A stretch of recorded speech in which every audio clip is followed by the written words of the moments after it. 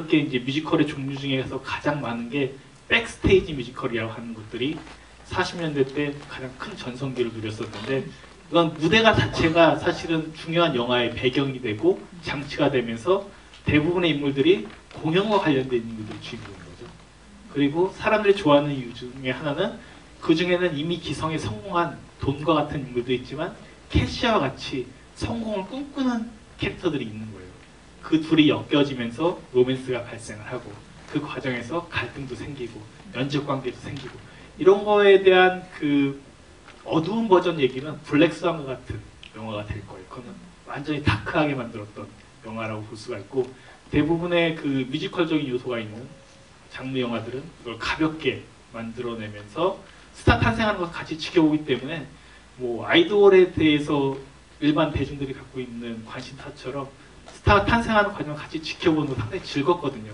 그래서 일본에서는 뭐 모닝스 구스메 같은 그 아이돌 그룹을 좋아하는 이유 중에 하나가 뭐냐면, 그 애들이 커가는 걸 같이 팬의 입장에서 같이 보는 거예요. 계속 뭔가 서포팅하면서 성장하는 걸 보는 것이 상당히 즐겁다라는 거죠.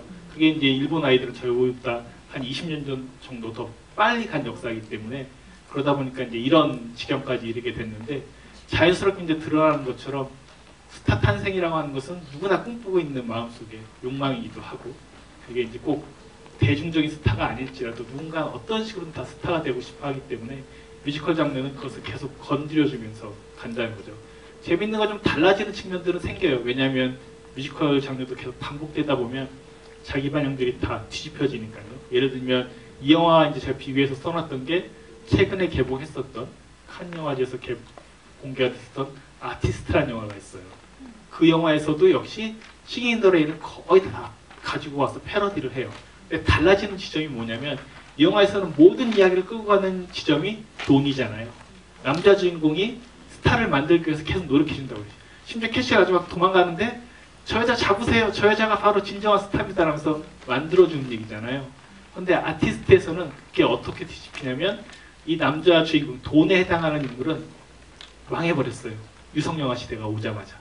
근데 그 스타를 좋아했었던 다른 여자 주인공은 스타가 돼서 유성영화 시대 때 결국에는 이 돈에 해당하는 인물을 도와준 내용으로 여성이 주인공이 되는 영화로 바뀌어버려요.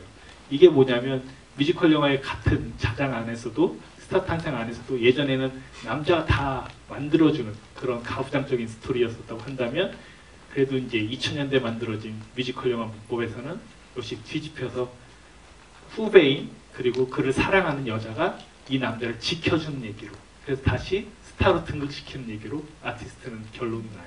그러니까 같은 영화라고 할지라도 얼핏 보기엔 다 스타 탄생기 같은데, 사실은 그 안에서도 시대에 따라서 어떤 여성주의의 부상에 따라서, 상황에 따라서 계속 조금씩 바꿔가면서 지금까지 진행해 온다고 볼 수가 있다는 거죠. 디즈니의 그 뮤지컬적인 애니메이션들도 대부분 남성 주인공들이 상당히 많았었는데, 인어공주 이후에는 이제는 겨울왕국까지 여성들이 주인공인 뭐 라푼젤도 그렇고 훨씬 더 많아졌어요. 그래서 그거는 저 남자들이 좋아하는 거 아닐까요? 여자가 나를 먹여 살린다.